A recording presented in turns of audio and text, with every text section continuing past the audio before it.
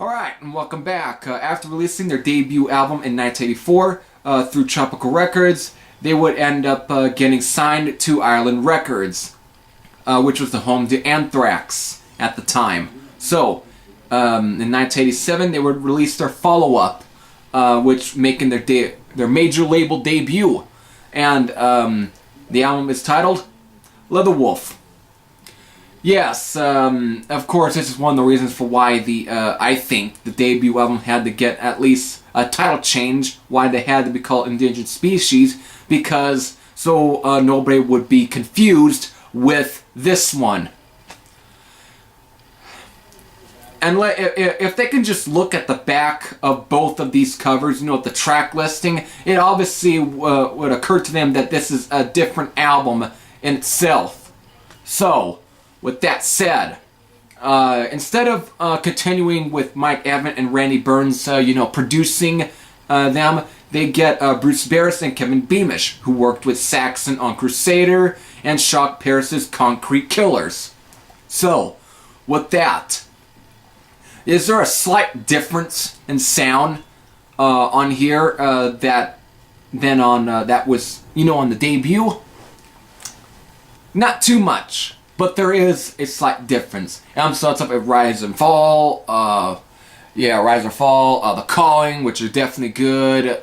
Share a Dream. And Cry Out, on the other hand, are kind of more melodic songs on here. The ones that kind of seem to really take more of a, not too much a ballad-esque, because Share a Dream isn't all too much going into ballad territory, while Cry Out, on the other hand, at times actually tends to go on a, of a ballad territory in some ways. But while they're both good tracks, one of the reasons why is the use of keyboards and synths. And the synth sound that they use sound like they are used for mostly ballads, so it's definitely giving this a bit too much of an 80s feel. Gypsies and Thieves is a good one. Princess of Love, Magical Eyes, and Rule the Night, all good songs. But there is a cover on here. What do they cover? Is it a Deep Purple cover?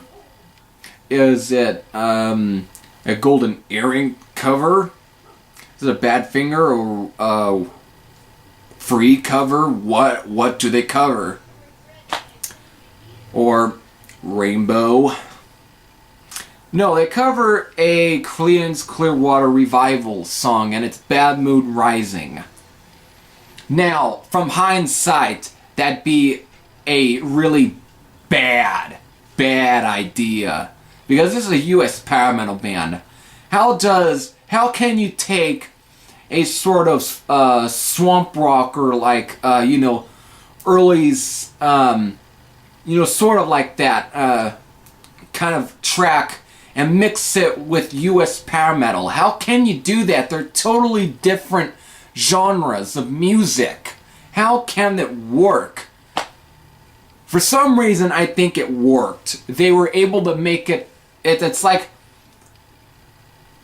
the thing with Judas Priest, how they took a very psychedelic sort of rock song by Green Man Alicia by Fleetwood Mac, and turn it into a pounding heavy stomper.